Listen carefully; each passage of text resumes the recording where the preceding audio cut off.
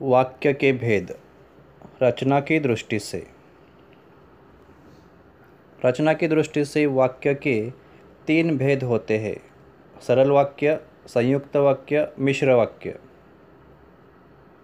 सरल वाक्य: जिस वाक्य में एक ही मुख्य क्रिया हो उसे सरल वाक्य कहते हैं।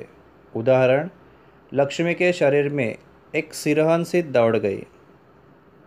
दूसरा उदाहरण: मोहल्ले वाले अपने फुर्सत से आते हैं।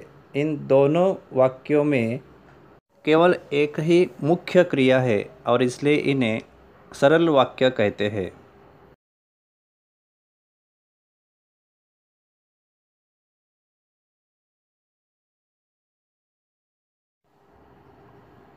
संयुक्त वाक्य: संयुक्त वाक्य में 2 या 2 से अधिक सरल वाक्य समुच्चय बोधक से जुड़े रहते हैं।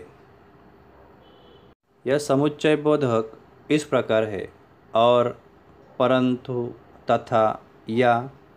और वह 2 वाक्यों को जोड़ने का काम करते हैं। उदाहरण: हम टैक्सी में बैठे और टैक्सी दौड़ गई।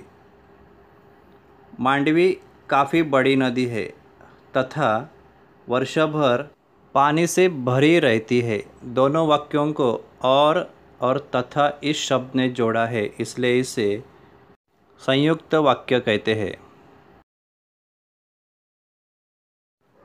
मिश्र वाक्य: जिस वाक्य में एक प्रधान और शेष आश्रित उपवाक्य हो उसे मिश्र वाक्य कहते हैं। उदाहरण: गाय ने दूध देना बंद कर दिया है क्योंकि वह बूढ़ी हो गई है। दूसरा उदाहरण: मैं सोचने लगा कि पर्यटन का अलग आनंद है।